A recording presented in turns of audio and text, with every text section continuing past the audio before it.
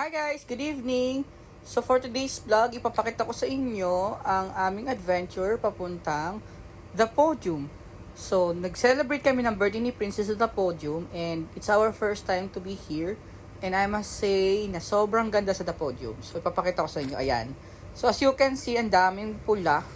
It's because of their preparation do sa Chinese New Year holiday. And then, ang maganda sa Podium is ilang floor ba sila? Mga 5 or 6 floors. And then, meron silang isa pinakataas, yung sobrang gandang area dun sa ayan. Walang tao guys, oh. Ang ganda mag-picture dyan. Sobrang sulit. Nakakatuwa din talagang pumunta dito sa The Podium and nasolo namin yan. Kasi hindi masyadong madaming tao dito sa The Podium. Yun ang maganda guys. I'm not sure it's because of holiday ata. I'm not sure. So, and then, pumunta kami sa Lola's Modern Filipino Dining. Dito kami kumain because it's our first time to eat here and maganda siya. Malinis, very accommodating, and friendly yung mga staff. Kaya nagustuhan namin dito. And then, ang maganda pa sa Lola's Dining is puro Filipino food ang ino-offer nila. So, we ordered laeng, so favorite ni Mama. And then, we have the garlic rice. Tapos, meron silang tinatawag dito na sinigang na pula, na medyo may konting anghang. Tapos, meron silang inasal sisig. Yan, sobrang sarap niyan. Guys, promise. Tapos, bumili rin kami ng cake sa Mary Grace kasi birthday nga ni Prince.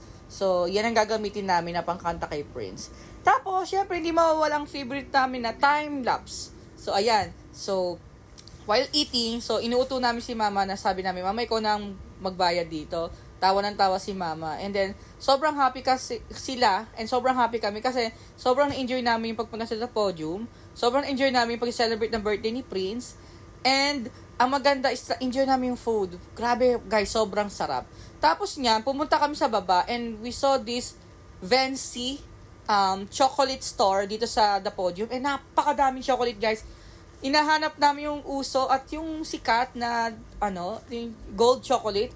Hindi namin siya nakita pero feeling namin ito binibili yun eh. Sobrang daming tao, sobrang daming nakapila and naku-curious kami.